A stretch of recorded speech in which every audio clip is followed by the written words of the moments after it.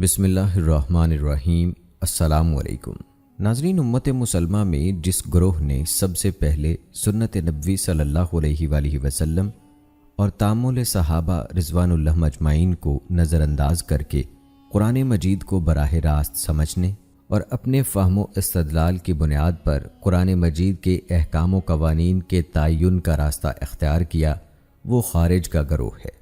خارج کے بارے میں خود جناب نبی اکرم صلی اللہ علیہ وآلہ وسلم کی پیشگوئی موجود ہے کہ میری امت میں ایک گروہ ایسا آئے گا جو قرآن کریم کی بہت زیادہ تلاوت کرے گا، اس کی نمازیں اور روزے بھی عام مسلمانوں کو تعجب میں ڈالنے والی ہوں گی، لیکن قرآن مجید ان کے حلق سے نیچے نہیں اترے گا اور وہ قرآن مجید کے نام پر لوگوں کو گمراہ کریں گے۔ مسلم شریف میں حضرت جابر بن عبداللہ رضی اللہ تعالی عنہ اور حضرت ابو سعید خدری رضی اللہ تعالی عنہ سے روایات منقول ہیں، جن کے مطابق نبی اکرم صلی اللہ علیہ وآلہ وسلم غزوہ حنین سے فارغ ہو کر واپس تشریف لاتے ہوئے مکہ مکرمہ سے 20 میل دور جارانہ کے مقام پر قیام پذیر تھے اور اپنے ساتھیوں میں مال غنیمت کے حصے تقسیم فرما رہے تھے۔ آپ صلی اللہ علیہ وآلہ وسلم فتح مکہ اور غزوہ حنین کے موقع پر نئے مسلمان ہونے والوں کو ان کی تالیف قلب کے لیے ترجیح دیتے ہوئے مال غنیمت کا زیادہ حصہ دے رہے تھے، جس پر بنو تمیم کے ایک صاحب ذوالخیسرہ نے اعتراض کر دیا کہ جناب آپ عدل سے کام لیں۔ حضور صلی اللہ علیہ وآلہ وسلم نے سخت غصے کی کیفیت میں جواب دیا کہ اگر میں عدل نہیں کروں گا تو اور کون کرے گا؟ حضرت عمر رضی اللہ تعالی عنہ اور حضرت خالد بن ولید رضی اللہ تعالی عنہ نے رسول اللہ صلی اللہ علیہ وآلہ وسلم سے اس شخص کا سر قلم کرنے کی اجازت چاہی تو رسول اللہ صلی اللہ علیہ وآلہ وسلم نے یہ کہہ کر روک دیا کہ اس طرح لوگ کہنے لگیں گے کہ محمد صلی اللہ علیہ وآلہ وسلم اپنے ساتھیوں کو بھی قتل کرنے لگے ہیں۔ اس کے بعد رسول اکرم صلی اللہ علیہ وآلہ وسلم نے فرمایا کہ اس شخص کی قوم میں ایسے لوگ پیدا ہوں گے جو قرآن مجید کی تلاوت اور نماز روزے کا بہت زیادہ اہتمام کریں گے، لیکن وہ دین ان کے حلق سے نیچے نہیں اترے گا اور وہ دین سے ایسے نکل چکے ہوں گے جیسے کمان سے تیر نکل جاتا ہے، اور یہ پیشین گوئی حرف بحرف پوری ہوئی۔ تو دوستو، آج کے ویڈیو میں ہم خارج کے متعلق تفصیل سے بات کریں گے، اس کا پس منظر کیا ہے، ان کے فرقے کیا ہیں، کیسے یہ حضرت علی رضی اللہ تعالی عنہ سے علیحدہ ہوئے، ان کے عقائد کیا ہیں۔ ان خارج کے خلاف حضرت علی رضی اللہ تعالی عنہ نے اپنی زندگی کی آخری جنگ لڑی، جسے جنگ نہروان کہتے ہیں۔ آج کی ویڈیو میں اس جنگ کا مکمل احوال بھی آپ کو بتائیں گے۔ خارج عبادت، نماز، روزے کی پابندی اور شب بیداری میں اس قدر معروف تھے کہ عبادت اور ریاضت میں ان کی مثال پیش کی جاتی تھی۔ خارج کے بارے میں رسول اللہ صلی اللہ علیہ وآلہ وسلم کے ارشادات بھی آپ کو بتائیں گے۔ خارج سے سیدنا علی رضی اللہ تعالی عنہ نے کیا سلوک کیا، یہ بھی تفصیل سے آپ کو بتایا جائے گا۔ اور دوستو، خارج کی پہچان بظاہر دیکھنے سے کیسے کی جا سکتی ہے، یہ بھی آپ کو بتائیں گے، تو اس لیے ہماری آج کی یہ ویڈیو انتہائی اہم ہونے والی ہے، اس کو آخر تک لازمی دیکھیے گا۔ تو چلیے آغاز کرتے ہیں اپنی آج کی اس ویڈیو کا۔ ناظرین، وہ شرائط جو سیدنا علی بن ابی طالب رضی اللہ تعالی عنہ نے خارج سے طے کی تھیں کہ نہ وہ کسی کا خون بہائیں گے، نہ کسی پرامن کو ہراساں کریں گے اور نہ رہزنی کریں گے۔ اگر وہ ان شرائط کی خلاف ورزی کریں گے تو پھر جنگ ہوگی۔ چونکہ خارج اپنے ہر مخالف کو کافر گردانتے تھے اور اس کے خون اور مال کو جائز سمجھتے تھے، انہوں نے پہلی مرتبہ اسلام میں حرمت والے خون بہائے، اور متعدد روایات سے معلوم ہوتا ہے کہ انہوں نے طے شدہ ممنوعہ امور کی خلاف ورزی کی۔ اس خلاف ورزی کے عینی شاہد خود خارجی تھے۔ ایک عینی شاہد نے کہا، میں نہروان والوں کا ساتھی تھا، پھر مجھے ان کے معاملات پسند نہیں آئے، لیکن میں چپ رہا، مبادا مجھے قتل کر دیں۔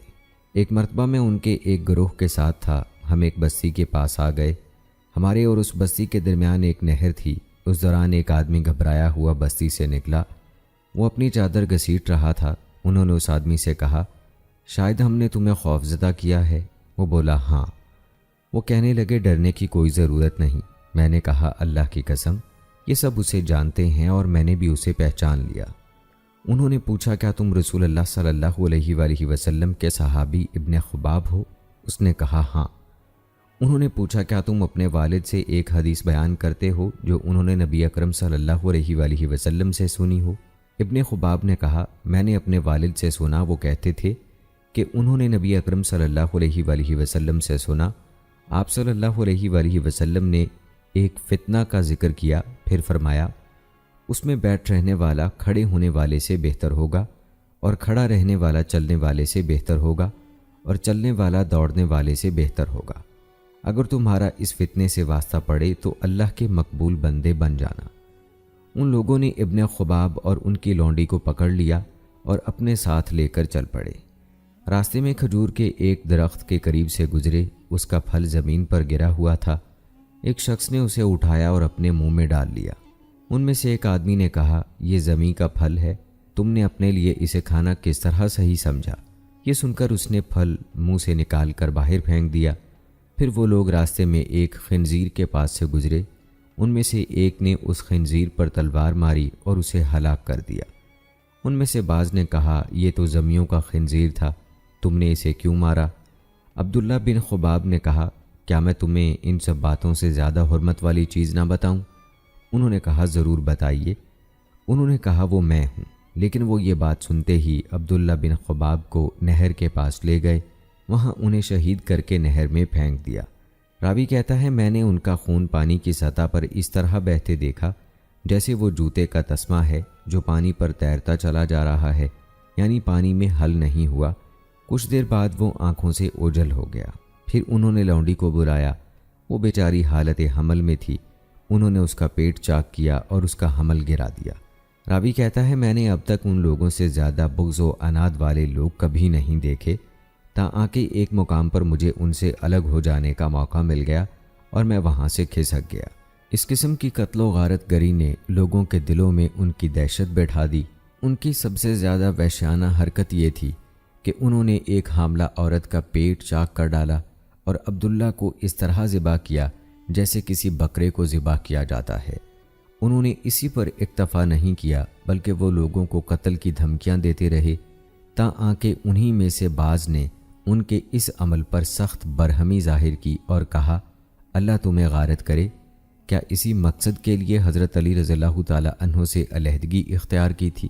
خارج سنگین قسم کے منکرات کے مرتکب ہوئے تھے، پھر بھی امیر المومنین نے ان کے خلاف لڑائی کے لیے جلدی نہیں کی، بلکہ انہیں پیغام بھیجا کہ وہ قاتل ان کے سپرد کریں تاکہ ان پر حد نافذ کی جائے۔ اس کے جواب میں انہوں نے بڑے تکبر اور عناد سے کہا ہم سب قاتل ہیں۔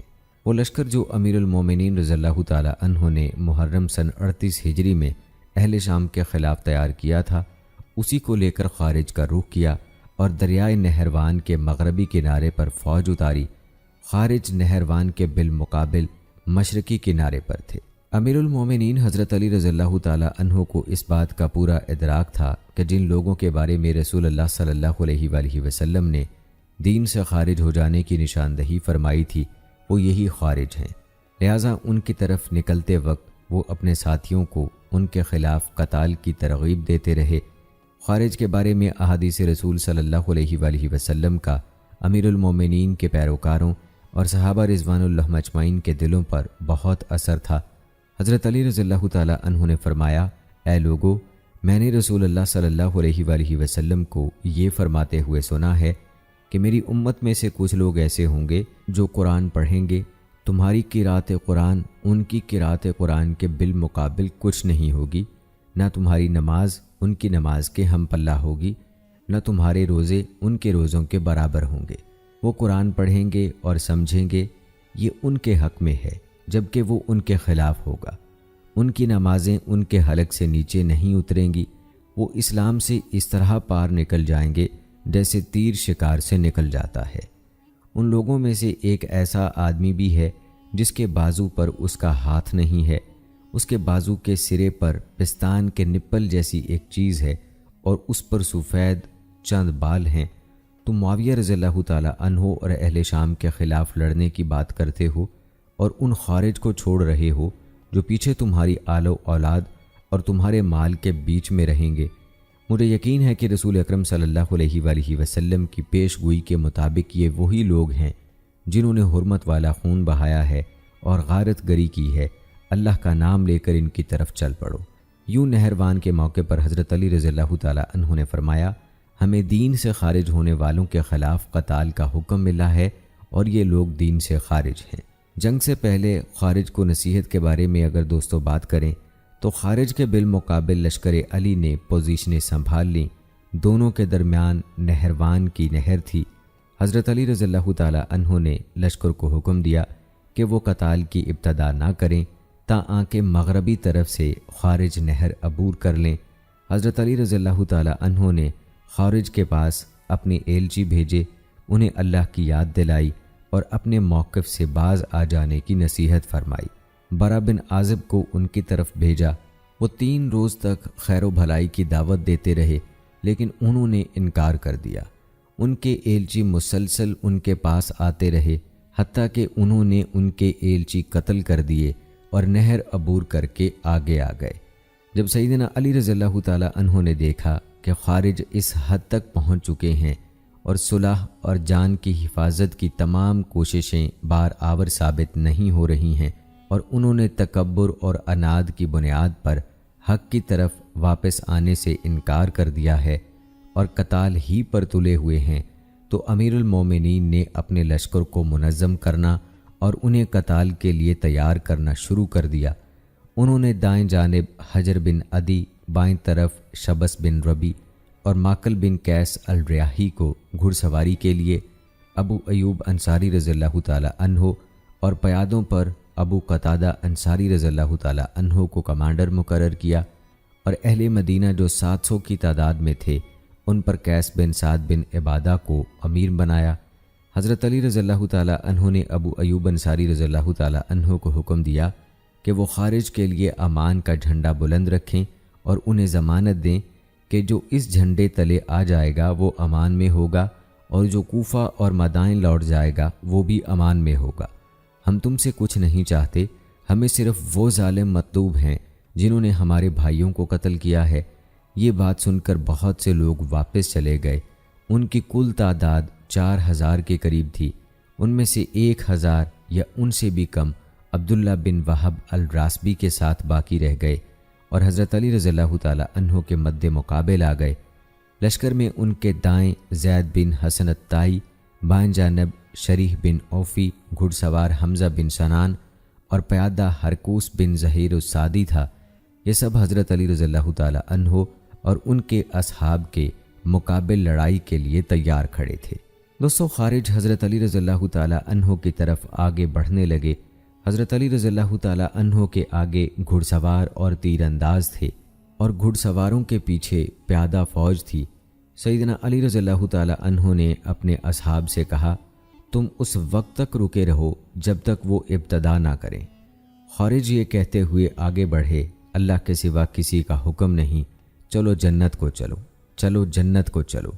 پھر انہوں نے ان گھڑ سواروں پر حملہ کیا جو حضرت علی رضی اللہ تعالیٰ عنہ کے آگے آگے تھے۔ یہ گھڑ سوار دائیں اور دوسرے بائیں طرف چلے گئے۔ پھر ان کا سامنا تیر اندازوں سے ہوا۔ وہ لشکر علی رضی اللہ تعالیٰ عنہ کے چہروں پر تیر برسانے لگے۔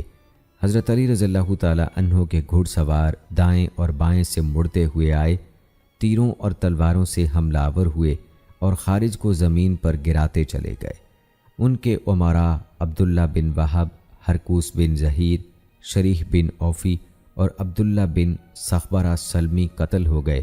ابو ایوب انصاری رضی اللہ تعالیٰ عنہ کہتے ہیں، میں نے خارج میں سے ایک شخص کو تیر مارا، تیر اس کی پیٹھ میں پیوست ہو گیا۔ میں نے اسے کہا، اے اللہ کے دشمن، تمہیں جہنم کی نوید ہو، تو وہ کہنے لگا، تم جان لو گے ہم میں سے کون جہنم میں جانے کا زیادہ حقدار ہے۔ خارج کی ایک بہت بڑی تعداد اس لڑائی سے دور رہی کیونکہ انہوں نے عبداللہ بن وہب سے ایک ایسا جملہ سنا جس سے ان کا یقین متزلزل ہو گیا۔ یہ وہ الفاظ تھے کہ جس وقت حضرت علی رضی اللہ تعالیٰ عنہ نے ایک خارجی کو تلوار ماری تو وہ کہنے لگا، میں خوش ہوں کہ جنت کی طرف جا رہا ہوں۔ تو عبداللہ بن وہب نے کہا، معلوم نہیں کہ جنت کی طرف جا رہا ہے یا جہنم کی طرف۔ بنی سعد میں سے ایک شخص فروہ بن نوفل الاشجعی نے کہا، میں تو دھوکے سے یہاں آ گیا، مجھے بھی اپنے موقف پر شک ہے۔ اس نے اپنے کچھ ساتھیوں سمیت خارج سے علیحدگی اختیار کر لی اور ابو ایوب انصاری کے پاس چلے گئے۔ پھر لوگ آہستہ آہستہ ان کی صفوں سے کھسکنے لگے۔ مارکا مختصر تھا مگر شدید گھمسان کا مارکا تھا جو 9 صفر 38 ہجری میں پیش آیا۔ خارج کی صفوں میں سے بڑی تعداد قتل ہو گئی اور لشکر علی رضی اللہ تعالی عنہ میں اس کے برعکس صورتحال تھی۔ آئیے دوستو اب تذکرہ کرتے ہیں لشکر علی رضی اللہ تعالی عنہ پر ذوالصدیہ کے قتل کے اثرات کا۔ ذوالصدیہ کی شخصیت کے تعین میں مختلف روایات ملتی ہیں، ان میں کچھ کی سند ضعیف اور بعض روایات کی سند قوی ہے۔ احادیث میں ذوالصدیہ کے بارے میں کچھ خصوصیات بیان ہوئی ہیں، یعنی وہ سیاہ پوست تھا۔ ایک روایت کے مطابق وہ حبشی تھا، اس کے ہاتھ میں نقص تھا، اس کا ہاتھ چھوٹا سا تھا، بس کندھے سے کوہنی تک تھا۔ اس کے بازو کے آخر میں پستان کے نپل جیسا نشان تھا، اس پر سفید بال تھے، اس کے بازو میں ہڈی نہیں تھی، اس وجہ سے اس کا بازو لڑکھڑاتا رہتا تھا۔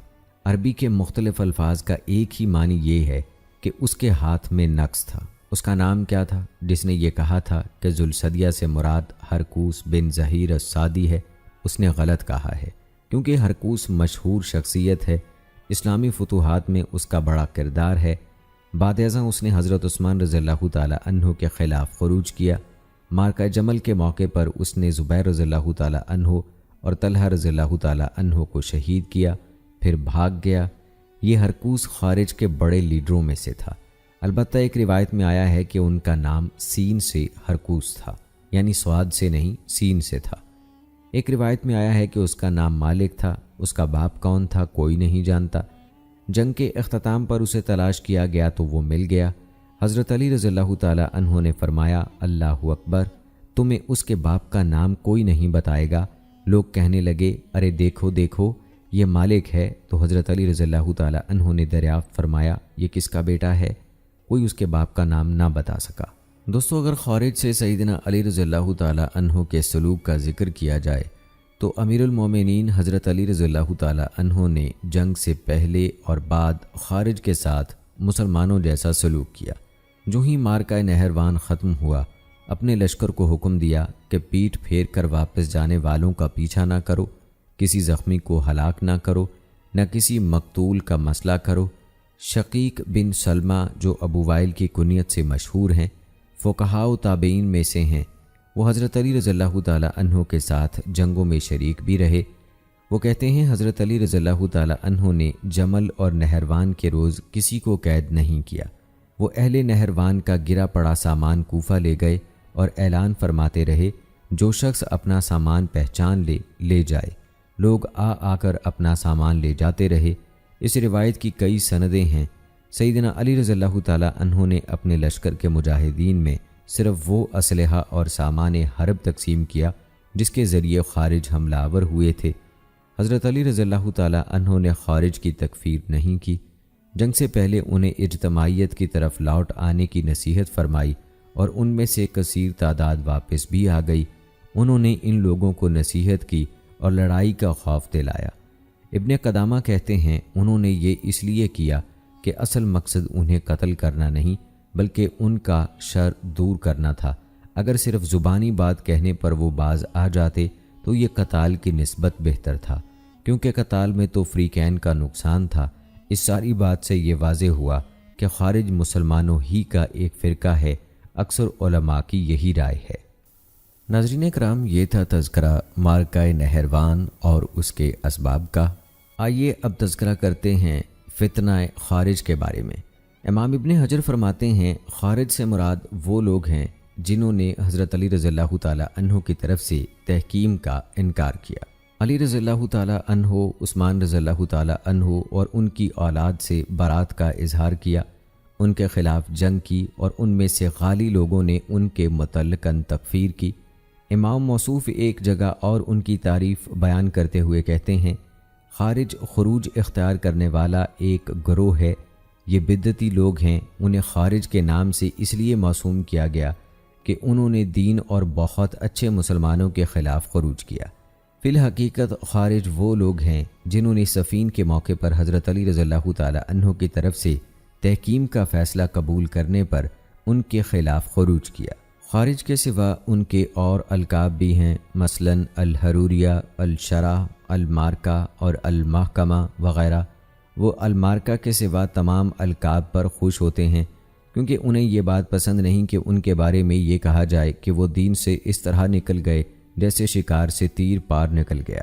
اہل علم میں سے کچھ لوگ ایسے بھی ہیں جو خارج کی ابتدا کو رسول اکرم صلی اللہ علیہ وآلہ وسلم کے زمانے سے جوڑتے ہیں اور ذوالخویسرہ کو پہلا خارجی قرار دیتے ہیں، کیونکہ اس نے رسول اکرم صلی اللہ علیہ وآلہ وسلم پر اس سونے کی تقسیم پر اعتراض کیا جو حضرت علی رضی اللہ تعالی عنہ نے یمن سے بھیجا تھا۔ ابو سعید خدری رضی اللہ تعالی عنہ سے روایت ہے کہ حضرت علی رضی اللہ تعالی عنہ نے یمن سے کچھ سونا رسول اکرم صلی اللہ علیہ وآلہ وسلم کی خدمت میں بھیجا جو وہاں کی سرزمین کا نہیں تھا۔ راوی کہتے ہیں کہ آپ صلی اللہ علیہ وآلہ وسلم نے اسے 4 آدمیوں میں تقسیم کر دیا، آئینہ بن حسن، اقرا بن حابس، زید الخلیل اور چوتھے علقمہ بن علاسہ یا عامر بن طفیل۔ اس موقع پر ان کے اصحاب میں سے ایک آدمی نے کہا، ہم ان لوگوں سے زیادہ اس سونے کے حقدار ہیں۔ رسول اکرم صلی اللہ علیہ وآلہ وسلم کے گوش مبارک تک جب یہ بات پہنچی تو آپ صلی اللہ علیہ وآلہ وسلم نے فرمایا، تم مجھے امین نہیں سمجھتے؟ میں تو آسمان والے کے حضور امین قرار پا چکا ہوں۔ صبح و شام آسمان سے مجھ پر وحی نازل ہوتی ہے۔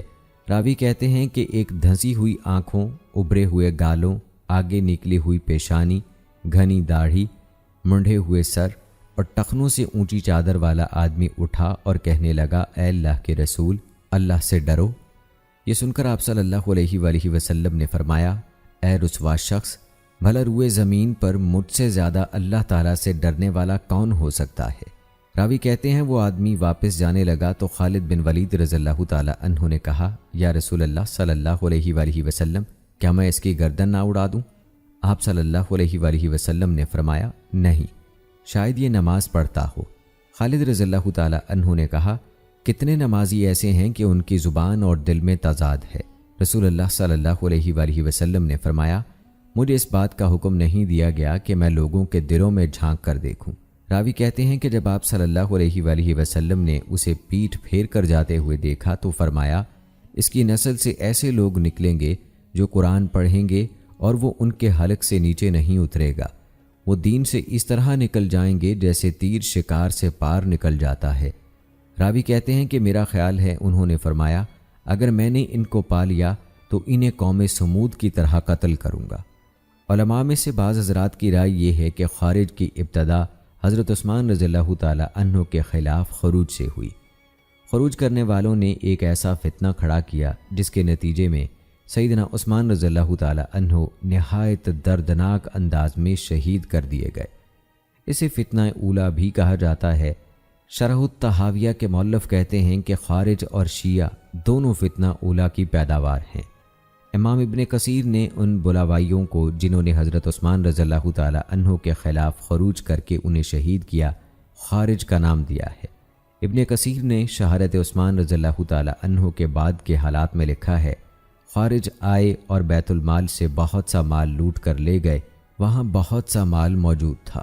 ذوالخیسرہ التمیمی شہادت عثمان کے مجرم، بلاوائیوں اور تحکیم کے باعث حضرت علی رضی اللہ تعالی عنہ کے خلاف خروج کرنے والے گروہ کے مابین ہر چند قوی تعلق نظر آتا ہے، لیکن خارج کی اصطلاح اس لفظ کو باریک بینی سے سمجھنے کے بعد تحکیم کے سبب خروج کرنے والوں ہی پر لاگو ہوتی ہے۔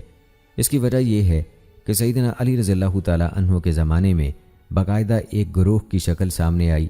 ان لوگوں کی ایک خاص رائے اور سیاسی نقطہ نگاہ تھا جس کی بنیاد پر ان کے ایسے فکری اثرات قائم ہوئے جو اس سے پہلے کہیں نہیں تھے۔ دوستو، اگر بات کی جائے خارج کے بارے میں رسول اللہ صلی اللہ علیہ وآلہ وسلم کے ارشادات کی، تو ابو سلمہ اور عطا بن یسار سے روایت ہے کہ وہ دونوں حضرت ابو سعید رضی اللہ تعالی عنہ کی خدمت میں حاضر ہوئے اور حروریہ کے بارے میں پوچھا، کیا آپ نے نبی اکرم صلی اللہ علیہ وآلہ وسلم سے ان کے بارے میں کچھ سنا ہے؟ انہوں نے فرمایا، جی ہاں۔ رسول اکرم صلی اللہ علیہ وآلہ وسلم نے ارشاد فرمایا تھا، اس امت میں سے ایسے لوگ نکلیں گے جن کی نماز کے سامنے تم اپنی نماز کو کمتر سمجھو گے۔ وہ قرآن پڑھیں گے جو ان کے حلق سے نیچے نہیں اترے گا۔ وہ دین سے یوں پار نکلیں گے جیسے شکار سے تیر نکل جاتا ہے۔ چنانچہ تین انداز اپنے تیر کا جائزہ لیتا ہے، اس کی انی اور لکڑی کو بغور دیکھتا ہے اور پھر اسے صوفار کے متعلق شک ہونے لگتا ہے کہ شاید یہاں خون لگا ہوا ہو۔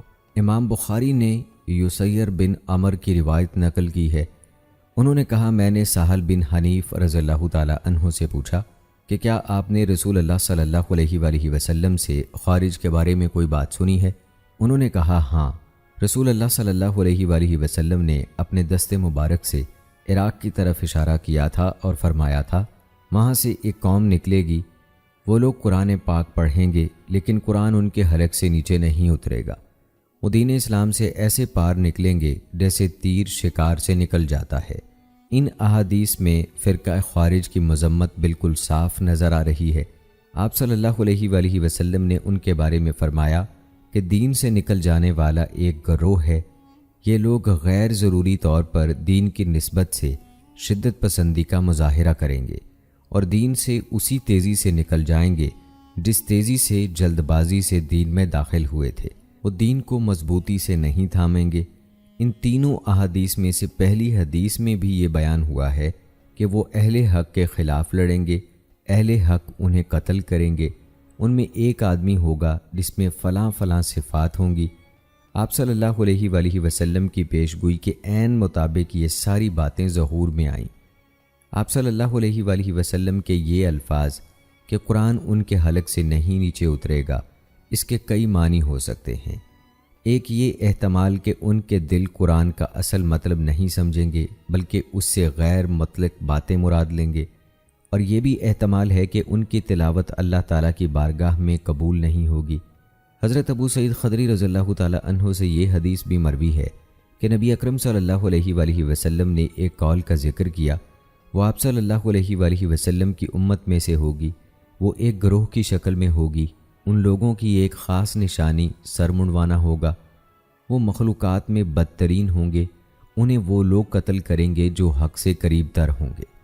خوارج کی وہ مذموم خصلتیں جو حضرت علی رضی اللہ تعالی عنہ نے رسول اکرم صلی اللہ علیہ وآلہ وسلم کی زبان مبارک سے بیان کی ہیں، ان میں سے ایک یہ ہے کہ وہ اللہ تعالیٰ کی نظر میں ناپسندیدہ مخلوق ہوگی۔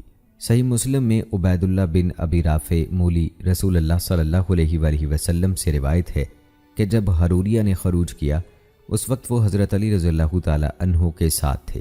وہ کہنے لگے، اللہ کے سوا ہم کسی کا فیصلہ نہیں مانیں گے۔ حضرت علی رضی اللہ تعالی عنہ نے فرمایا، یہ بات تو صحیح ہے لیکن اس کا مقصد باطل ہے۔ رسول اللہ صلی اللہ علیہ وآلہ وسلم نے کچھ لوگوں کے اوصاف بیان کیے ہیں، میں وہ اوصاف جانتا ہوں۔ یہ لوگ زبان سے حق کہتے ہیں لیکن مخلوقات میں ناپسندیدہ ترین لوگ ہیں۔ رسول اکرم صلی اللہ علیہ وآلہ وسلم کی زبان مبارک سے ان کی مذمت کے بیان میں ان کی قبیح صفات کا تذکرہ اس طرح ملتا ہے کہ وہ معرفت حق اور ہدایت سے محروم ہیں۔ امام مسلم نے اپنی صحیح میں سہل بن حنیف سے یہ روایت نقل کی ہے کہ رسول اکرم صلی اللہ علیہ وآلہ وسلم نے فرمایا، ایک قوم مشرق سے نکلے گی، ان کے سر منڈے ہوئے ہوں گے۔ امام نووی کہتے ہیں اس کا مطلب یہ ہے کہ وہ حق کے راستے سے باہر نکل جائیں گے۔ وہ مذموم صفات جس کے وہ مرتکب تھے، نبی اکرم صلی اللہ علیہ وآلہ وسلم نے ان کے بارے میں اطلاع دی کہ ان میں یہ بری عادتیں موجود ہیں۔ وہ اہل اسلام کو قتل کرتے اور بتوں کے پجاریوں کو چھوڑ دیتے ہیں۔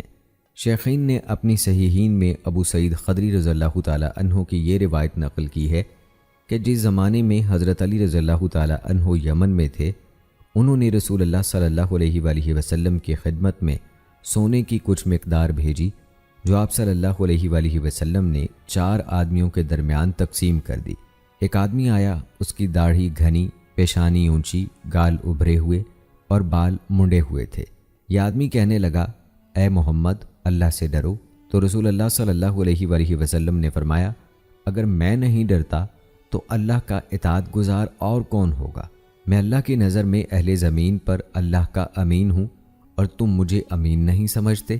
راوی کہتے ہیں کہ پھر وہ چلا گیا۔ وہاں ایک شخص نے آپ صلی اللہ علیہ وآلہ وسلم سے اسے قتل کرنے کی اجازت مانگی۔ وہ حضرت خالد بن ولید رضی اللہ تعالی عنہ تھے۔ رسول اللہ صلی اللہ علیہ وآلہ وسلم نے جواباً فرمایا، اس کی نسل سے ایک قوم ہوگی، وہ لوگ قرآن پڑھیں گے جو ان کے حلق سے نیچے نہیں اترے گا۔ وہ اہل اسلام کو قتل کریں گے اور بت پرستوں کو اپنا بنائیں گے، دین سے یوں خارج ہوں گے جیسے شکار سے تیر پار نکلتا ہے۔ اگر میں نے انہیں پا لیا تو انہیں قوم عاد کی طرح قتل کر دوں گا۔ دوستو، خارج نے بہت بڑی تعداد میں حضرت علی رضی اللہ تعالی عنہ کے لشکر سے صفین سے کوفہ واپسی پر علیحدگی اختیار کر لی۔ ایک روایت کے مطابق ان کی تعداد کا اندازہ 10,000 سے زیادہ لگایا گیا ہے۔ ایک اور روایت کے مطابق 12,000 خارجی بتائے گئے ہیں۔ ایک روایت میں 8,000 کا ذکر ہے۔ بعض دیگر روایات میں ان کی تعداد 14,000 بتائی گئی ہے۔ 20,000 کا بھی ذکر ملتا ہے۔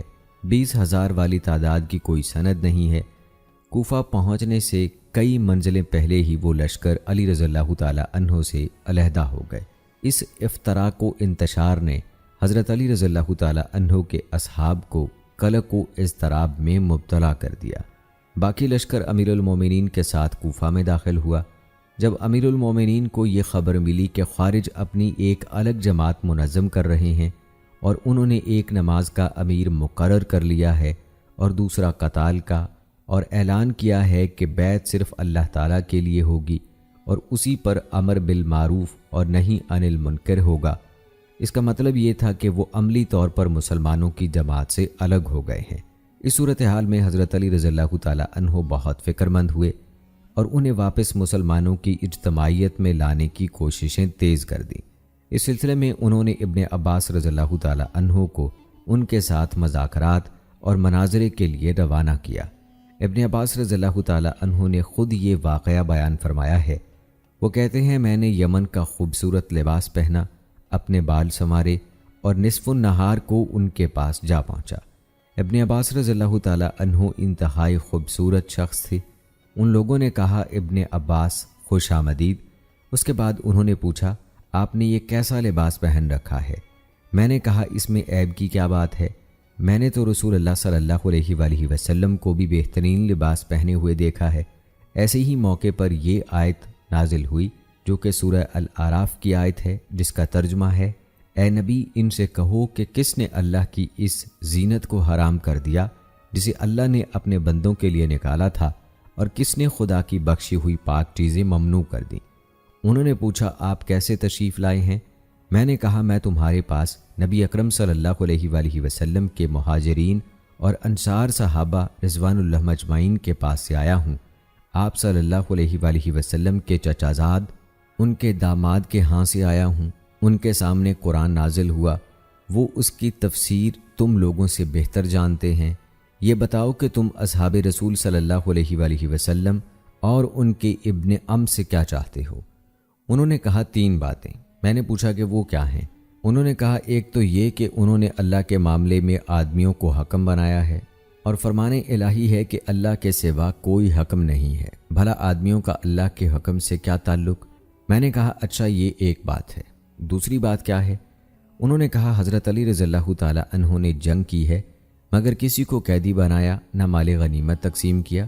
اگر حریف کافر تھے تو انہیں قید کرنا جائز تھا، اور مومن تھے تو ان کے خلاف لڑنا ناجائز تھا۔ میں نے کہا، چلیے اچھا یہ 2 باتیں ہو گئیں، اب تیسری بات کیا ہے؟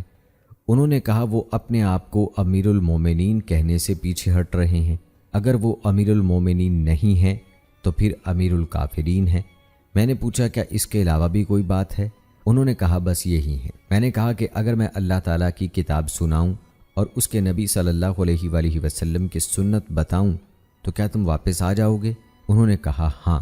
میں نے کہا، تمہارا یہ کہنا کہ اللہ کے معاملے میں آدمیوں کے حکم اور فیصلے کے کیا معنی؟ میں تمہیں قرآن پڑھ کر سناتا ہوں کہ 1/4 درہم کی قیمت کے متعلق اللہ تعالیٰ نے اپنا حکم بندوں کو سونپ دیا۔ اللہ تعالیٰ نے انہیں حکم دیا کہ اس میں فیصلہ دو۔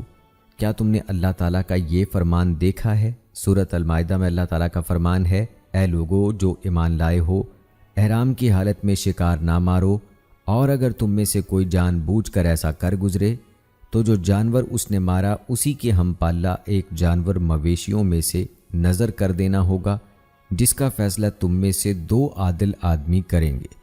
اس آیت میں انسانوں ہی کے حکم بننے کا ذکر ہے۔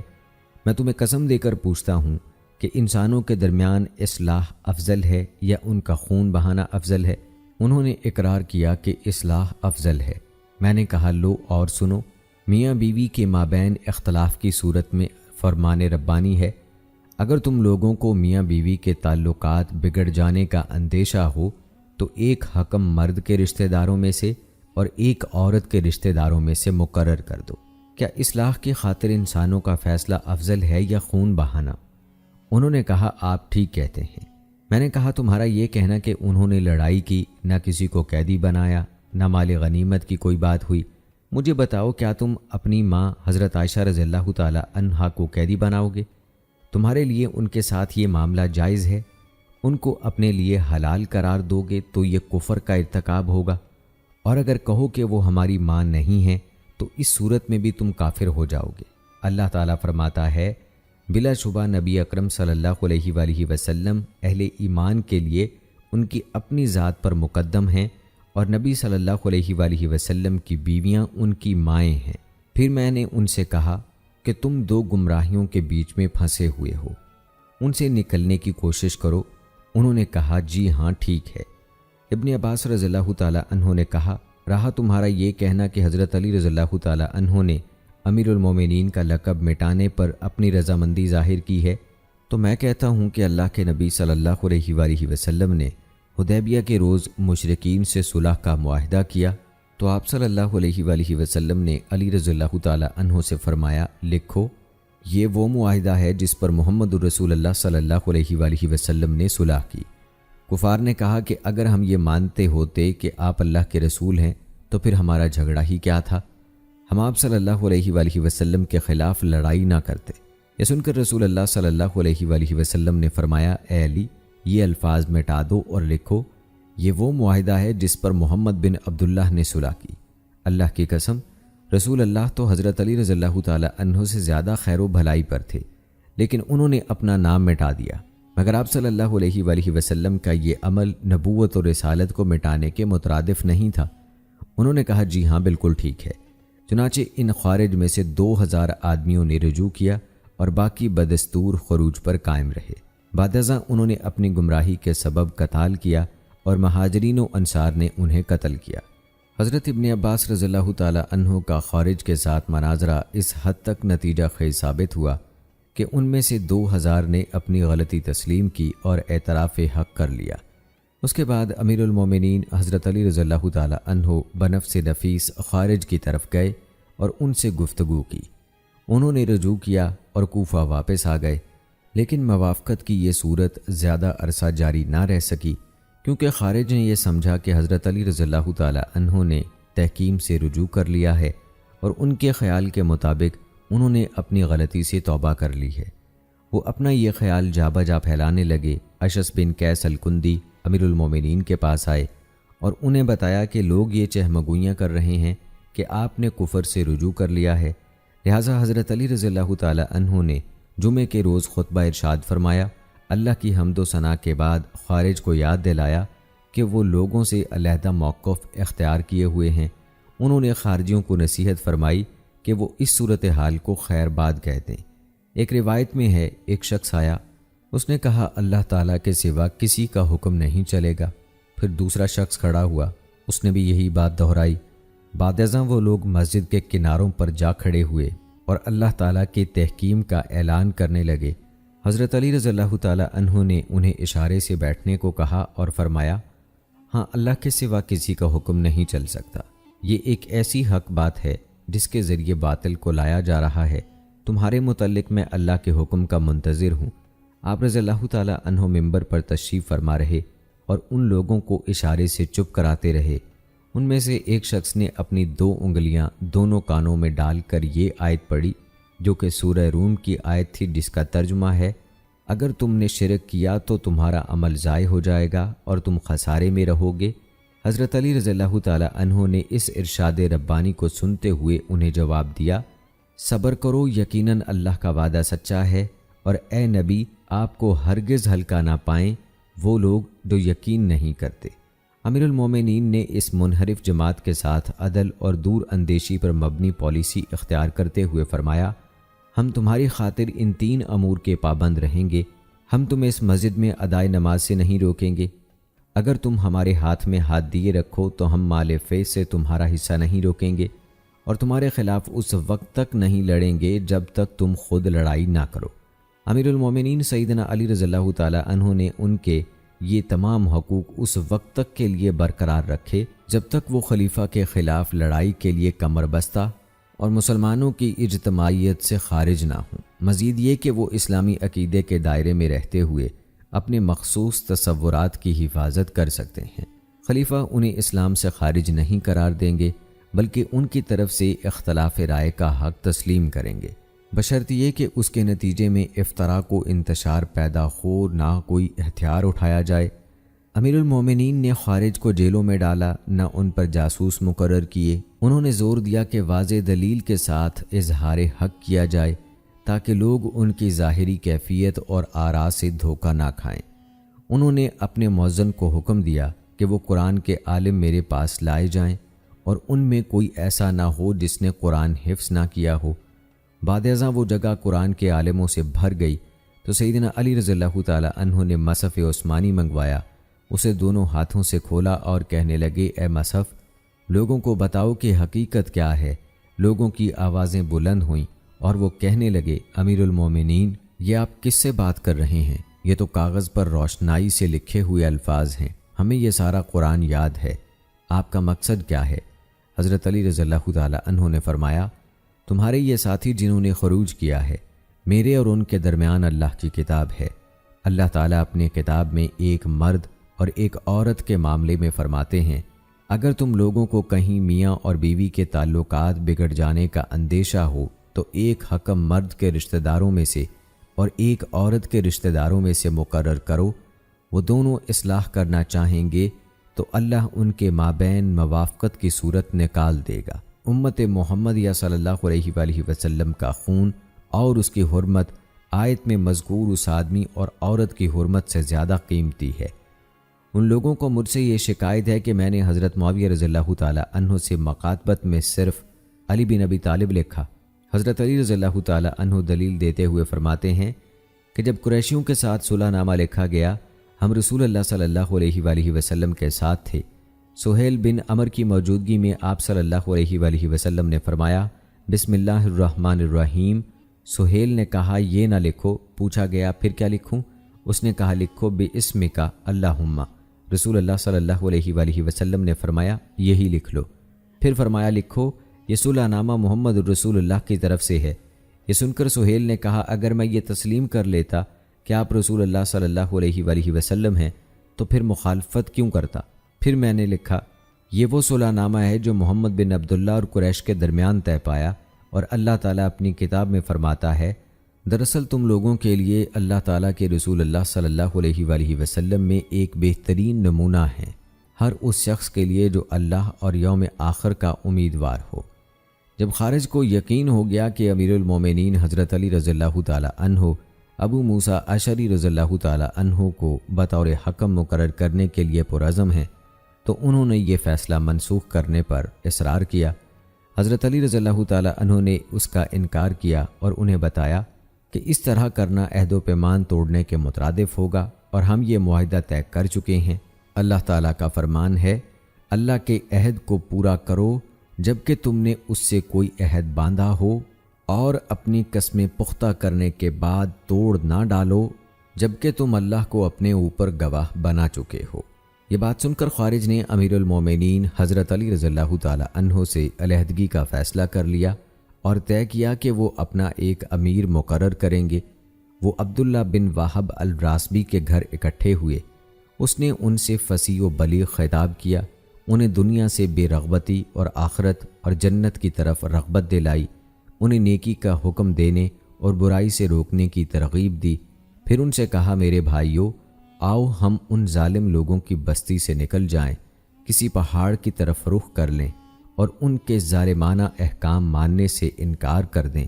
پھر ہرقوس بن ظہیر کھڑا ہوا، وہ حمد و ثنا کے بعد کہنے لگا، اس دنیا کا مال و متاع قلیل اور بے قدر و قیمت ہے، اور جلد اس دنیا سے جدا ہو جائے گی۔ اس کی زیب و زینت اور چمک دمک تمہیں یہاں قیام کی دعوت نہ دے، وہ تمہیں حق مانگنے اور ظلم سے انکار کے عمل سے غافل نہ کر دے۔ اللہ تعالیٰ فرماتا ہے، اللہ ان لوگوں کے ساتھ ہے جو تقوی سے کام لیتے اور احسان پر عمل کرتے ہیں۔ حمزہ بن سنان اسدی نے کہا، اے میری قوم، تمہاری رائے ہی صحیح ہے اور جو کچھ تم کہتے ہو وہی حق ہے۔ تم اپنا معاملہ اپنوں میں سے کسی کو ذمہ دار بنا کر حل کرو۔ تمہیں کسی ستون، کسی سہارے اور طاقت کی ضرورت ہے۔ تم ایک جھنڈے تلے جمع ہو جاؤ۔ لوگوں نے زید بن حسن الطائی کو بلا بھیجا۔ وہ ان کے سرداروں میں سے ایک تھا۔ اسے امارت پیش کی لیکن اس نے انکار کر دیا۔ پھر ہرکوس بن ظہیر کو امارت کی پیشکش کی گئی، اس نے بھی قبول نہیں کی۔ اس کے بعد شریح بن اوبی اوفی الابسی کو امارت کی دعوت دی گئی، اس نے بھی قبول کرنے سے انکار کیا۔ پھر عبداللہ بن وہب الراسبی کو یہ پیشکش کی گئی تو اس نے قبول کر لیا اور کہا، اللہ کی قسم، میں نے دنیا کی رغبت کی خاطر یہ عہدہ قبول نہیں کیا، نہ میں موت کے ڈر سے چھوڑوں گا۔ وہ لوگ زید بن حسن الطائی کے گھر بھی جمع ہوئے۔ اس نے خطاب کیا اور ان سب کو امر بالمعروف اور نہی عن المنکر کی ترغیب دی اور قرآن پاک کی ان آیات کی تلاوت کی جس کا ترجمہ ہے، اے داؤد، ہم نے تجھے زمین میں خلیفہ بنایا ہے، لہٰذا تو لوگوں پر حق کے ساتھ حکومت کر اور خواہش نفس کی پیروی نہ کر۔ اگر تو نے خواہش کی پیروی کی تو وہ تجھے اللہ کی راہ سے بھٹکا دے گی۔ پھر قرآن مجید کی مختلف آیات پڑھنے کے بعد کہا، میں اپنے اہل دعوت اور اہل قبلہ کے خلاف گواہی دیتا ہوں کہ انہوں نے خواہشات کی پیروی کی اور کتاب اللہ کا حکم چھوڑ دیا اور اپنے قول و عمل میں ظلم کا رویہ اپنایا۔ مومنوں کا حق بنتا ہے کہ ان کے خلاف جہاد کریں۔ وہاں عبداللہ بن شجرہ السلمی نامی ایک شخص رو پڑا، پھر سب کو خروج کی ترغیب دی اور اپنی گفتگو کے دوران کہا، ان کے چہروں اور پیشانیوں پر تلواریں مارو یہاں تک کہ رحمان و رحیم کی اطاعت کی جائے۔ اگر تم کامیاب ہو گئے اور تمہاری رائے کے مطابق اللہ کی اطاعت کی جانے لگی تو اللہ تعالیٰ تمہیں فرما برداری کا اجر و ثواب دے گا، اور اگر تم ناکام ہو گئے تو اللہ کی خوشنودی اور جنت کے حصول سے زیادہ افضل چیز اور کیا ہو سکتی ہے۔ اس گفتگو میں شیطان نے ان سے کیا کیا کہلوایا۔ ان سب باتوں کا ذکر کرنے کے بعد ابن کثیر کہتے ہیں، یہ لوگ اولاد آدم میں بہت عجیب و غریب نوعیت کے انسان ہیں۔ سبحان اللہ، اللہ تعالیٰ کی مخلوق میں کیسے کیسے عجیب انسان ہیں جو اللہ نے مقدر کر دیے۔ خارج کے بارے میں اسلاف میں سے بعض نے کیا خوب کہا ہے کہ ان کا تذکرہ اس فرمان خداوندی میں موجود ہے، اے نبی ان سے کہو کیا ہم تمہیں بتائیں کہ اپنے اعمال میں سب سے زیادہ ناکام و نامراد لوگ کون ہیں؟ وہ لوگ جن کی دنیا کی زندگی کی ساری سعی و جہد راہ راست سے بھٹکی رہی اور وہ سمجھتے رہے کہ وہ سب کچھ ٹھیک کر رہے ہیں۔ یہ وہ لوگ ہیں جنہوں نے اپنے رب کی آیات ماننے سے انکار کیا اور اس کے حضور پیشی کا یقین نہ کیا، اس لیے ان کے سارے اعمال ضائع ہو گئے۔ قیامت کے روز ہم انہیں کوئی وزن نہ دیں گے۔ ان واقعات کو تفصیل سے بیان کرنے کا اصل مقصد یہ ہے کہ مسلمانوں ہی کی صفوں میں سے جاہل اور گمراہ بدقسمت لوگوں کی رائے خروج پر مجتمع ہو گئی۔ پھر انہوں نے مدائن کی طرف اکٹھے ہو کر چلنے کا اعلان کیا تاکہ وہاں جا کر قلعہ بند ہو جائیں۔ انہوں نے اہل بصرہ میں اپنے بھائیوں اور اپنے جیسے دوسرے ہم خیال لوگوں کو پیغام بھیجا کہ ہمارے پاس آ جاؤ۔ زید بن حسن الطائی نے اس موقع پر کہا کہ تم مدائن کو زیر نگی نہیں لا سکتے کیونکہ وہاں ایک فوج ہے، تم ان کا مقابلہ نہیں کر سکتے، وہ پوری قوت سے اپنے دفاع کریں گے۔ ہاں تم اپنے بھائیوں اور ہم رائے لوگوں سے دریائے جوخی کے پل پر جا ملو اور کوفہ سے جماعت کی شکل میں کبھی نہ نکلنا بلکہ ایک ایک کر کے چپ چاپ نکلو تاکہ کسی کو پتہ نہ چل سکے۔ پھر انہوں نے ایک تحریر لکھی اور اہل بصرہ میں اپنے ہم مذہب اور ہم مسلک لوگوں کو بھیجی کہ وہ اس دریا پر پہنچ جائیں، اپنی وحدت کا مظاہرہ کریں اور دیگر لوگوں کے بالمقابل متحد نظر آئیں۔ پھر وہ ایک ایک کر کے نکلے تاکہ کسی کو معلوم نہ ہونے پائے اور کوئی انہیں خروج سے نہ روک سکے۔ وہ اپنے ماں باپ، ماموں اور خالاؤں اور دوسرے قرابت داروں کے درمیان سے اس طرح نکلے کہ ان جاہل اور کم علم لوگوں کا خیال تھا کہ ان کا یہ عمل آسمانوں اور زمین کے رب کی خوشنودی کا باعث ہے۔ انہیں یہ معلوم نہ تھا کہ یہ عمل انتہائی کبیرہ گناہوں میں سے ہے اور وہ بہت بڑی غلطی کے مرتکب ہو رہے ہیں۔ ابلیس مردود نے ان کے لیے ان کا یہ عمل خوشنما بنا دیا، جس نے ہمارے جد امجد آدم علیہ السلام کے خلاف دشمنی کا اعلان کیا تھا، پھر اولاد آدم کے ساتھ یہ دشمنی مسلسل جاری رکھے ہوئے ہے۔ خارج کی ایک جماعت نے اپنی اولادوں اور بھائی بندوں کو اس کام سے باز رکھنے کی کوشش کی، انہیں واپس اپنے گھروں کی طرف جانے کو کہا اور ڈانٹ ڈپٹ بھی کی۔ ان میں سے کچھ لوگ اپنے بڑوں کے روکنے سے رک گئے، لیکن دیگر لوگ دائیں بائیں کھسک کر خارج سے جا ملے، یوں خسارے کا سودا کر لیا۔ البتہ خارج کی ایک بڑی جماعت نہروان کے مقام پر جمع ہوئی اور وہاں انہوں نے اپنی قوت و شوکت کا مظاہرہ کیا۔ جب دونوں جانب کے حکم بغیر رضامندی جدا ہو گئے تو امیر المومنین حضرت علی رضی اللہ تعالی عنہ نے نہروان کے مقام پر اکٹھے ہونے والے خارج کو لکھا کہ دونوں حکم کسی رضامندی کے فیصلے تک پہنچے بغیر جدا ہو گئے ہیں، لہٰذا تم سابقہ صورتحال پر واپس آ جاؤ اور اہل شام کے خلاف لڑائی کے لیے ہمارا ساتھ دو۔ انہوں نے انکار کر دیا اور کہا اگر آپ اپنے کفر کا اعتراف کریں اور پھر توبہ کر لیں تو ہم واپس آ جائیں گے، تو حضرت علی رضی اللہ تعالی عنہ نے ایسا کرنے سے انکار کر دیا۔ ایک روایت کے مطابق انہوں نے حضرت علی رضی اللہ تعالی عنہ کو لکھا اما بعد، آپ اپنے رب کی خاطر ناراض نہیں ہیں بلکہ اپنے نفس کی خاطر ناراض ہیں۔ اگر آپ اپنے کفر کا اقرار کریں اور توبہ کر لیں تو ہم آپ کے اور اپنے مابین معاملات پر غور کر سکتے ہیں، ورنہ ہم نے آپ سے ترک تعلق کر لیا ہے۔ بے شک اللہ تعالیٰ خیانت کرنے والوں کو پسند نہیں کرتا۔ حضرت علی رضی اللہ تعالی عنہ ان کی یہ تحریر پڑھ کر مایوس ہو گئے، انہیں چھوڑ دینے کا ارادہ کیا اور اپنے ساتھیوں کو لے کر شام جانے کا فیصلہ کیا تاکہ ان کا مقابلہ کیا جا سکے اور مشن کی تکمیل ہو جائے۔ تو ناظرین کرام، یہ تھی ہماری آج کی ویڈیو۔ امید کرتے ہیں کہ ہماری آج کی یہ ویڈیو آپ کو پسند آئی ہوگی۔ آج کی اس ویڈیو کے متعلق اپنی رائے کا اظہار کمنٹ باکس میں لازمی کیجیے گا۔ مجھے اگلی ویڈیو تک اجازت دیں۔ فی امان اللہ۔